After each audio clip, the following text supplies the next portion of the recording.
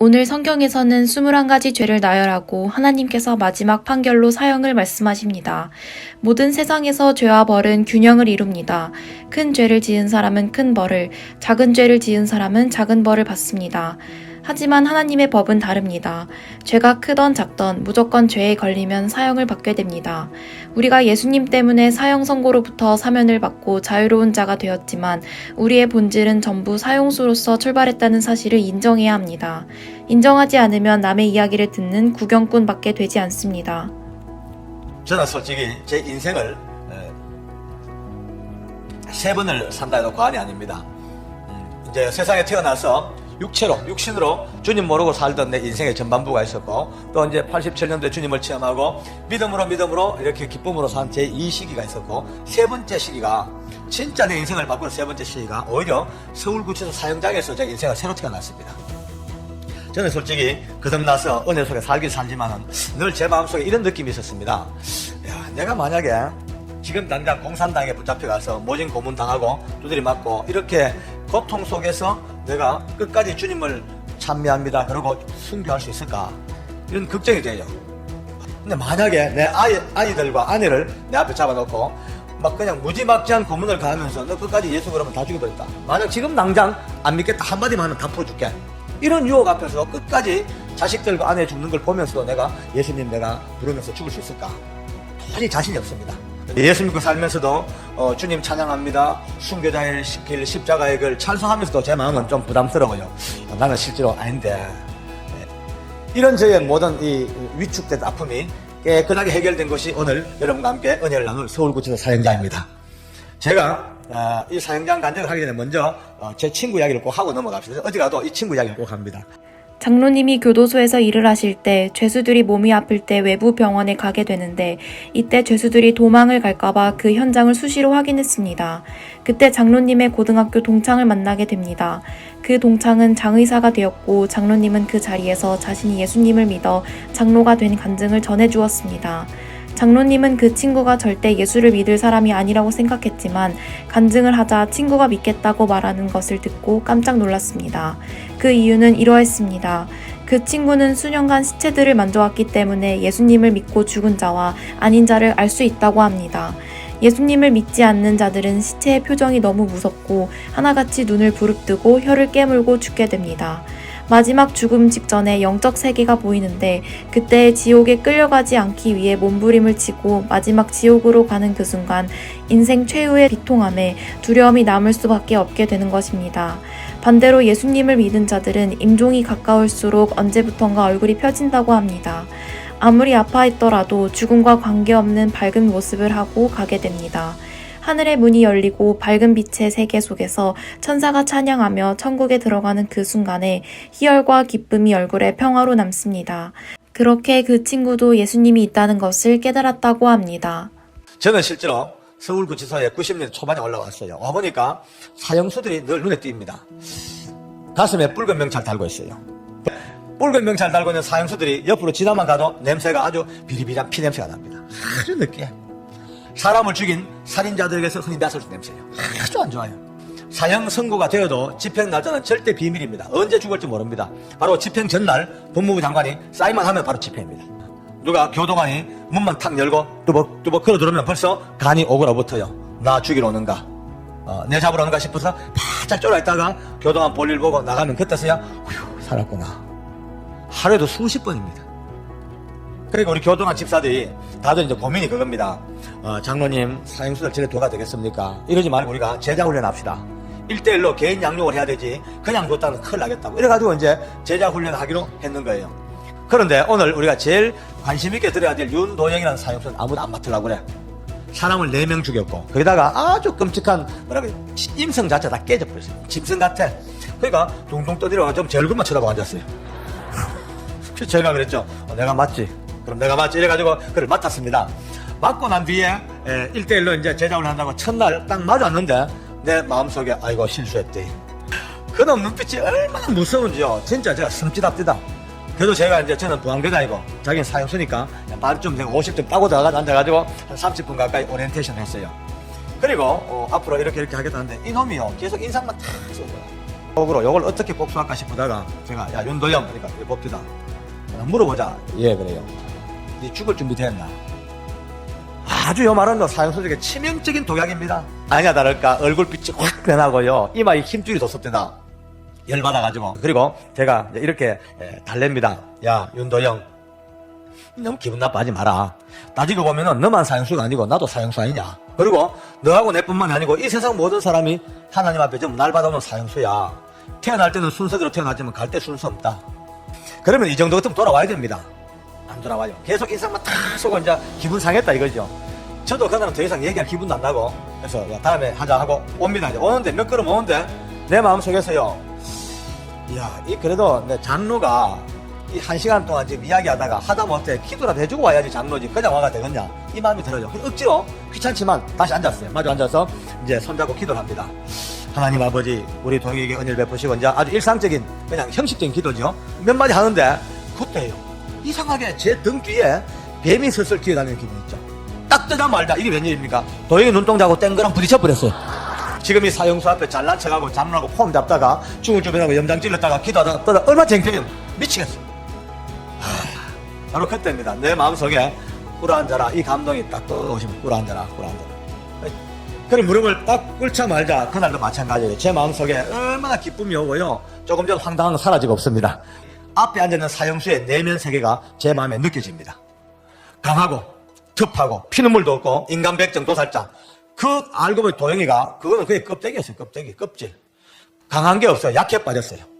죽음의 공포에 짓눌려서 바들바들 떨고 있고 누가 건들기만 해도 통곡이 튈 것 같은 그런 마음 내면이. 그러니까 자기 연약하고 불안하고 그 두려운 것을 오히려 커버하려고 그걸 은폐하려고요. 더 일부러 징그럽고 난폭하고 무서운 가면을 쓰고 산 게라. 생각해봐요. 사형수는 어제 또 걸터앉았고 보안계장 꿇어 앉아고 울고 뭐가 안 맞죠 모양이. 지도 할 수 없이 끔지럭끔지럭 같은 일이 안 섭니다. 늘 앉아가 5분쯤 지났을까 갑자기 어깨를 떨먹떨먹 그러지만 막 그냥 울기 시작합니다. 갑자기 울다가 제 손잡고 하는 말이 저도 죽을 준비가 되는 건 누구보다 잘 압니다. 그렇지만은 죽는 게 너무 무섭습니다. 근데 이제 알겠습니다. 이젠 죽을 준비하랍니다. 근데 붙들고 울기 시작합니다. 그때부터 이제 이 친구가 깜방 속에서 늘 울어요. 늘 기도하고 늘 찬송하고 사람이 바뀌니까 하루만에 바뀝니다. 더 놀라운 거는 우리 동희가 이 성경 찬송을 가슴에서 떼질 않아요. 늘 끼고 다니죠. 참 묘합니다. 처음에는 기분 나빠하고 그렇게 싫어하던 이 사형수들이 한 번, 두 번, 세 번 우리 도영이의 그 죽을 준비하는 그 말을 가슴에 새겨들으면서 그때부터 사형수들이 하나 둘 회심을 하기 시작합니다. 그렇게 은혜를 받아 기쁨이 올라가던 해에 다음날 아침에 뜨는 날을 기점으로 해서 사형 집행 명단에 윤도형이라는 이름이 써져 있는 것을 확인하였습니다. 장로님은 그날 밤 잠을 이루지 못했습니다. 그렇게 예수 믿는 교도관 11명을 모아 마지막 가는 길에 기도해주고 예배를 드리러 가자고 전했습니다. 장로님은 그날 사형장을 처음 가보았는데 들어가면서부터 겁이 나고 마음이 불안했습니다. 예수를 믿는 교도관들이 모여 사형수들을 깜빵에서 데리고 나와 사형장까지 데리고 오는 그 일을 달라고 하였으나 처음에는 사형수들이 몸부림을 쳐서 데리고 올 수가 없기 때문에 안 된다고 거절을 당했으나 그들의 시체를 처리하고 정리하는 일을 하겠다고 하니 허락해 주었습니다. 그날 사형 선고를 받은 사람들은 4명이었습니다.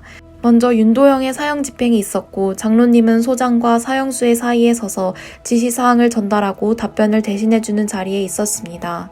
곧 올라올 사형수는 내 짝꿍이라 도영이라 그걸 내가 봐야 돼요. 내 마음속으로 계속 기도하고 있습니다. 하나님 제발 우리 도영이가 이 무서운 죽음을 이기게 해주십시오. 악한 영들에게 안 붙잡혀 달라고 기도하고 있는데 얼마나 있었을까. 이미 지하실적으로 우리 일행이 걸어 들어옵니다. 저거 걸어 들려. 갑자기 내 밑에서부터 할렐루야 소리 들립니다. 할렐루야. 제 마음에 얼마나 기뻤겠어. 아이고 감사합니다 하나님. 할렐루야입니다. 감사합니다. 이제 계단 올라와서 문을 열고 올라오는데 보자마자 뒤로 자빠질 뻔했어요. 세상에 옆에 같이 따라오는 우리 교동한 집사님들이요 얼마나 긴장됐는지 오히려 사형수 얼굴이 됐어요. 말 한마디 못하고 얼어붙었어.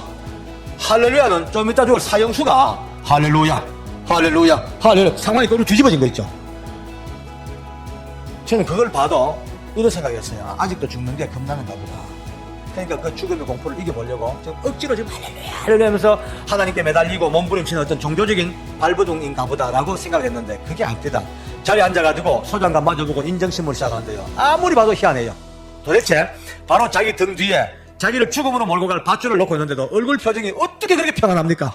이제 소장이 인정신문이 끝났어요. 끝나고 이 서류에서 종이를 꺼내가지고 읽습니다. 서류를. 거기에는 뭐가 적혔냐면은 우리 도영이가 지었던 그 끔찍한 4건의 살인사건과 그의 재판 과정, 그리고 마지막 몇 월 며칠로 집행하는 집행명령서입니다. 이제 그거 읽어요. 사형수 윤도영은 1900 몇 년 몇 월 며칠 수원시 어디에서라고 읽는데 서두를 딱 듣다 보니까 벌써 뭔지 눈치를 챘죠. 읽기 시작하는데 갑자기 도영이가 소장님 부탁이 있습니다. 손을 듭니다. 소장이 읽다 말고 예 뭡니까? 뭐니까 이렇게 말해요. 예 소장님 지금 소장님께서 읽으시는 그 죄를 제가 다 지었습니다. 제가 인정합니다. 그러나 그 죄는 제가 하나님 알기 전에 지었던 죄였습니다. 만약 제가 하나님을 조금만 더 일찍 알았다면 절대로 그 죄를 짓지도 않았을 것이고 오늘 이와 같이 사형장에 이슬러 사라지지도 않았을 겁니다. 그러나 늦었지만 제가 그 하나님을 믿고 난 뒤에 하나님께서는 그 모든 죄를 다 용서해 주셨습니다. 그 하나님을 8년 긴 세월 믿고 살다가 오늘 이렇게 하나님 나라에 가게 되었는데요. 하나님께서 다 용서하시고 기억도 아니하시는 그 더러운 죄를 또 제 귀로 듣고 가기가 싫습니다. 용서받은 영혼 깨끗한 그대로 하나님 나라에 갈 수 있도록 제발 그 더러운 죄를 읽지 말아 주셨으면 감사하겠습니다. 소장이 이 말을 듣자마자 그만 하고 흐느끼 옵니다. 이분은 예수 안 믿는 분이에요. 그럼에도 불구하고 그 말이 얼마나 감동을 먹었는지 하자마자 눈에 눈물이 핑 보입니다. 한참을 생각하다가 예 좋습니다 생략하죠 하고 이렇게 생략합니다. 이제 모든 절차가 이제 거의 끝나가죠. 이제 소장이 묻습니다. 혹시 윤도영 씨 예배를 드리겠습니까? 그러니까 드리겠대요. 이제 목사님을 모시고 11명의 교도관들과 함께 그 밧줄 앞에서 인생 최후의 임종 예배를 드립니다. 사형수의 마지막 유언은 꼭 녹음을 해놔야 됩니다. 법으로 가족관계, 재산관계 아주 이런 복잡한 문제가 얽힐 수 있기 때문에 꼭 녹음을 했습니다. 그 녹음기 앞에서 우리 도영이가 이렇게 마지막 유언을 녹음합니다. 제 마지막 유언을 말씀드리겠습니다.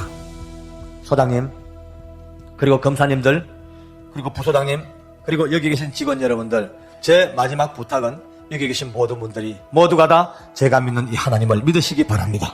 할렐루야. 아멘. 그 유언을 남기고 드디어 우리 동영이가 밧줄 밑으로 끌려갑니다. 얼굴에는 흰 두건으로 얼굴을 덮어 씌워버립니다. 그리고 목에는 굵은 밧줄이 걸렸어요. 관절마다 포석으로 꽁꽁 묶여졌습니다. 그리고는 널빤지에 꿇안쳐졌습니다. 이제 단추만 누르면 떨어져 죽습니다. 많은 교도관들이 밖으로 나가버리든지 뒤돌아서서 보지 않습니다. 만약에 사람이 허공에 매달려서 뿌둥뿌둥 죽는 그 처참한 모습을 보고 나면 눈만 감으면 그게 자꾸 잔상이 남아가지고요. 몇 달 동안 눈에 어르친대요. 안 보고 다 돌아서고 나가버려요. 그러나 어떡합니까? 믿음의 형제 11명, 우리 교도관들, 우리마저 돌아설 수 없잖아요. 아무리 힘들어도. 드디어 밧줄의 목에 매이는 도영의 주변을 뺑 둘러서서 우리 11명이 손에 손을 맞잡고 마지막 가는 도영의 임종을 지켜봅니다. 정말 인간으로 못할 짓이에요. 바로 30cm 코앞에서 한 인생이 죽는 것을 봐야 돼요. 네, 바로 그때입니다. 어디선가 찬송기 들리기 시작합니다. 깜짝 놀랐습니다. 어디선가 하늘 가는 발기 누가 부르는 거 보니까 세상에 여러분요 목에 밧줄이 매이는 도영이가 부르고 앉았습니다. 그때입니다. 결국은 덜커덩 하고 어두운 지하실로 떨어져 그렇게 목에 매달려 이 땅을 떠납니다. 여러분 아시다시피 사람은 누구나 다 죽음 앞에서는 가장 정직합니다. 어느 누구도 위선이 없습니다. 가장 정직하고 가장 인간적인 본 모습이 죽음 앞에 나타납니다. 그 다음 올라오는 사형수가 우리 마음을 더 아프게 만듭니다. 이 사형수는 여자였습니다. 참 서울의 명문대학을 나오고 미모였고 또 인테리어였고 약사였어요. 남편과 계속 싸우다 보니까 불화가 되니까 남편이 밉습니다. 밉다 보니까 살기가 들기 시작하고 결국은 많은 돈을 주고 사람을 사가지고 천부살이 해버렸어요. 어렴풋이 눈치를 채고 있는 시어머니도 죽이려고 덤벼듭니다. 결국은 붙잡혀서 사형성을 받습니다. 성동구치소에서 1심 재판을 받으면서요 이 여자가 자포자기해가지고 죽으려고 수없이 자살을 기도하고 동맥을 끊고 혀를 깨물고 굶고 골치투성이었죠. 그런데 하루는 여자 교도관 중에 김정자라는 여자 교도관이 있습니다. 김정자 교도관이 이 강령리라는 사형수에게 성경책을 넣어줍니다. 넣어주면서 야 강령리 너 자꾸 엉뚱한 짓 하지 말고 이 성경 읽고 인간 좀 되라 그러고 성경을 넣어줬어요. 근데 김정자가 누구냐면은 대한민국 법무부의 불교 신우의 총무입니다. 어쨌든 강령이라는 여자 죄수가 이 성경경을 읽다가 비로소 늦게 주님을 안 거예요. 늦게 주님을 알고 그때부터 성령 받고 회심으로 들어가기 시작하는데요. 무려 5개월 동안 이 여자는 피눈물을 토하면서 울었습니다. 강령리 때문에 구원받은 여자 죄수가 무려 600명이 넘습니다. 이 600명 이 사람들 중에서 나가서 출소해가지고 자기들끼리 한나회라는 회를 조직합니다. 한나회를 조직해가지고 강령리의 구명운동을 벌립니다.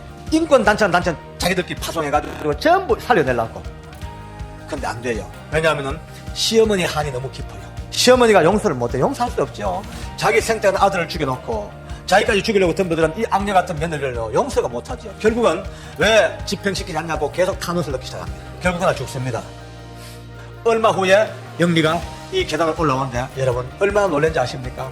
이 무서운 죽음의 계단을 어느 누구도 못 올라오는 이 엄청난 죽음의 계단을 우리 여자 영리가 그 밝은 얼굴로요 나 같은 죄에서 아주 웃으면서 찬송하면서 사교 찬송하면서 계단을 올라옵니다. 그걸 보는데 제 마음에 두 마음이 딱 부딪혀요. 한 마음은 할렐루야 하나님 감사합니다 고맙습니다. 한 마음은 절망이라 내 믿음은 여자보다 못하는가. 모든 절차가 다 끝나고 이제 소장이 이제 명령합니다. 이제 집행하시오라고 명령을 하는데 갑자기 장로님하고 저를 불러요. 이제 왜 이러니까 마지막으로 기도를 한번 해달래요. 그래서 그래 기도하자 그러고 앞에서도 기도를 합니다. 제가 이제 기도를 합니다. 이렇게 하나님 사랑하는 딸에게 함께하여 주시옵소서 기도하는데 갑자기 장로님하고 또 불러. 근데 왜 이러니까 그렇게 하지 마시고 제 머리에 안수해서 기도해 주세요. 이래요. 하나님 사랑하는 딸에게 기도하는데 갑자기 그때요. 내 마음속에서부터 뜨거운 불덩어리가 뭐가 확 내 느낌에 내 감각에 끊임없이 자꾸 뭔가 돌아서라 돌아서게 되라 돌아서 자꾸 돌아서는 감각이 오죠. 그래서 저는 이유도 모르는 채로 머리 쏠려는 채로 이렇게 이제 머리 뒤쪽으로 돕니다. 이제 하나님 하는데 아까 올라왔던 그 불덩어리가 기어이 뻥 터져버려. 내 속에서 뻥 터지는데 그때부터 내 머릿속에 모든 의식이 사라집니다.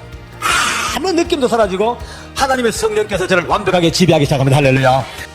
저도 몰래 기도가 터져나오는데 아마 내 세계에 이렇게 고함질로 기도한 적 없을 거예요. 터져나오는데 한쪽 손 머리 얹고 한쪽 손 쳐들었어요. 기도합니다. 하나님 오늘 사랑하는 이 딸은 자기가 지었던 끔찍한 살인죄 때문에 형장의 이슬로 사라지지만 그러나 오늘 이 자리에 그럴듯한 모습을 하고 앉는 모두들은 이 딸보다 더 추악하고 더 사악하고 더 더러운 죄들을 가슴에 가득히 품고도 이 딸을 판단하고 정죄하는 자리에 앉아있는 것이 아닌가. 삶과 죽음이 교차하는 이 절박한 상황 속에서 과연 누가 더 죽일 자이며 누가 더 죄인들이며 누가 더 사형소들인가 심각하게 자신들을 돌아보게 하여 주시옵소서. 하나님께서 역사하시대요. 결국 이제 우리 영리도 밧줄에 목이 매서 죽습니다. 마지막 이 땅을 떠날 때까지 그 밝은 모습으로 어메이징 그레이스 하나님 은혜를 찬양하면서 이 땅 떠났단 말이에요. 그다음 이제 세 번째로 죽을 사람이 우리 마음을 제일 이제 금하게 만들었어요. 이분은 죽던 그의 나이가 제일 많았어요. 사형수 중에 56세. 별명이 도사입니다. 도사. 왜냐하면 도사처럼 도가 텄습니다. 이제 모르는 게 없어요. 8년 세월 동안 얼마나 열심히 불경을 공부했던지 불경의 도사입니다. 이 양반은요 사회에 있을 때 자기 먼 친척 하나를 꼬드겨가지고 아주 그에게 생명보험에 들어갔어요. 그리고 그 보험금의 수령인을 자기가 딱 만들어놨어. 그리고 기회를 보고 있다가 불태워 죽여버렸어요. 8년 세월 동안 얼마나 불도를 닦았는지요. 진짜 도사가 됐습니다. 많은 사람들이 그 사람 칭찬합니다. 저 사람은 썽도 안 내고 늘 웃고 누가 영치금 한 푼만 넣어줘도 자기를 위해서 쓰는 법이 없대요. 전부 병사에 누워있는 가난한 병자 죄수들 나누어주고 그러니까 많은 사람들이 칭찬받고 내가 봐도 참 대단한 사람이에요. 그러나 죽습니다. 그런데 그 나이 많고 수양된 도사가 자기 발로 단 한 발자국도 계단을 밟아오질 못합니다. 얼마나 무서운 죽음에 눌렸는지 온몸이 시체처럼 축 드리워져서 양쪽 가에서 힘센 교도관들이 겨드랑이에 팔짱을 끼고 시체처럼 질질질 땡겨 올립니다. 자리에 앉혀놓으니 인정신문이 될 리가 없습니다. 겨우겨우 자기 이름은 보고를 합니다. 생년월일도 말했어요. 주소도 그럭저럭 대답하는데 본적을 묻는데 그때부터 혼이 뜨기 시작합니다. 본적을 말해보세요. 뭔데 본적 대신 이 말 저 말 묻도 않는 말을 횡설수설하다가 갑자기 이를 받아서 깝니다. 이를 갈면서 하는 말이 나 죽여놓고 너희는 잘 사는가 두고 보자. 더 놀란 거는 교도관들이 다들요 8년 동안 얼굴도 붉힌 적이 없는 이 인격자가 마지막 죽음 앞에 딱 오다 말자 막 터지네요. 계속 욕만 하니 가만히 앉았던 소장께서 한참 보다가 결국은 자기 집권으로 명령을 내립니다. 모든 절차 생략하고 집행하시오. 실제로요 우리가 살아있을 때는요 도사가 될 수 있습니다. 이 죽음은 어느 누구도 건들 수가 없고 오직 하나님 약속하신 예수의 이름 할렐루야. 그날 마지막으로 태화가 죽습니다. 태화는 나이가 23살이었습니다. 서울 구로동 샛별 룸사롱 사건의 흉악범입니다. 근데 태화가 너무 이뻐요. 잘생겼어요. 예수 믿는다고 등록을 해놨습니다. 그리고 예배들 오라면 성경 끼고 잘 와요. 할렐루야도 고장 잘해. 돌아서면 개파이라. 우리가 평상시에 볼 때도 저래가지고 구원 받겠나 저래가지고 천국 가겠나 늘 의심스러웠는데 그가 그다 죽습니다. 그러니까 우리 전부 다가 마음이 후끈 달았죠. 얼마 후에 태화가 이 계단 올라옵니다. 여러분요 조금 전 도사가 벌벌 떨고 질질 끌려오던 그 계단입니다. 그런데 23살짜리 믿음도 없다고 했던 태화가 이 계단을요 그 이쁘고 밝은 모습으로 십자가 금병들아 찬송하며 올라옵니다. 아니 할렐루야도 좋지만요 내 도대체 이해가 안 돼. 태화가 어떻게 저럴 수가 있어. 자리에 앉았는데 안 그래도 이쁜 모습에 너무나 밝은 모습에 추후에 두려움 없이 완벽한 기쁜 모습으로 모든 절차를 또박또박 오히려 즐기듯이 그 절차를 진행합니다. 모든 절차가 다 끝나고 소장이 묻습니다. 혹시 남길 말이 있습니까? 묻습니다. 태화가 이렇게 말합니다. 저는 어릴 때부터 범죄 세계에 뛰어들어서 죄가 뭔지도 모르고 아무렇게나 살다가 이렇게 젊은 나이에 사형장에서 제 일생을 마치게 되었습니다. 그런데 제가 여기 와서 사형 선고 확정되고 난 뒤에 너무너무 소중한 분을 한 분 알았습니다. 그분은 바로 하나님이셨습니다. 저는 믿음은 별로 없었지만 하나님 살아계신 것 분명히 알았습니다. 지금까지 제 손에 돌아가셨던 억울한 피해자들 생각하면서 남몰래 눈물 놓게 되어왔습니다. 그런데 오늘 저는 예수님 때문에 천국을 가게 되었습니다. 그 나라에 가서는 그분들의 유족들을 위해서도 기도할 겁니다. 제 마지막 소원은 저를 아시는 모든 분들이 한 번도 빠짐없이 제가 아는 이 주님을 다 같이 만나시고 천국에서 다시 한 번 더 저를 만나주시기를 원합니다. 그 나라에서는 사형수 태화가 아니라 아무 죄 없는 하나님의 아들 태화로서 여러분들을 영접하겠습니다. 황당 그 자체죠. 그리고 태화마저 밧줄 밑으로 끌려갑니다. 목에 밧줄이 걸렸어요. 그도 역시 마찬가지로 이 땅 그날까지 나 같은 죄인 살리신 주 은혜 놀라와 이 찬송과 함께 일생을 마감합니다. 첫날 사형 집행이 그리 끝났어요. 다 철수하고 밖에 벌써 어둠살이 짙어오고 다 끝났어요. 그런데 우리 믿음의 형제들이 그 땅을 못 떠났습니다. 떠나면 죽을 것 같아요. 뭔가 해답이 안 나오잖아요. 그 밧줄 밑에 앉아가지고 그냥 옵니다. 하나님, 우리 믿음의 한계는 어딥니까? 우리 믿음의 주소가 어딥니까? 어떻게 살아야 됩니까? 아니 사형수보다 못한 믿음의 상태라면 어떻게 우리가 아파요? 근데 바로 그때입니다. 10분, 20분 그 눈물 속에 기도하는데 우리 주님께서 영원히 잊지 못할 네 심령 속에 믿음의 눈을 뜨게 하십니다. 할렐루야. 제 마음속에 이런 느낌이 정리가 됩니다. 울지 마라. 다 똑같아. 사람은 누구나 다 똑같아. 어느 누구나 죽음 앞에 내몰리면 조금 정도의 차이는 있을지 몰라도 다 하나같이 겁내고 두려워하고 몸부림치고 오줌 싸고 벌벌 떤데 똑같아. 그런데 이 형제 자매들이 이토록 아름답고 달랐던 이유는 오직 하나, 이들이 마지막 순간까지 예수의 이름을 불렀다는 것입니다. 할렐루야. 아멘. 이렇게 이 형제 자매들이 이토록 아름답고 달랐던 이유는 오직 하나, 이들이 마지막 순간까지 예수의 이름을 불렀고 그 순간 성령께서 함께 하시어 마음속의 모든 죽음의 공포를 빼내시고 하늘의 영광, 가득한 구원의 기쁨을 보여주셨기 때문입니다. 그 사형장의 경험으로 오랫동안 장로님의 마음속에 근심되었던 순교할 수 있을까 하는 마음이 인간으로서는 이기지 못하지만 성령 하나님께서 역사하셔서 죽음의 두려움을 빼내고 천국 소망을 주심을 깨닫게 되었습니다.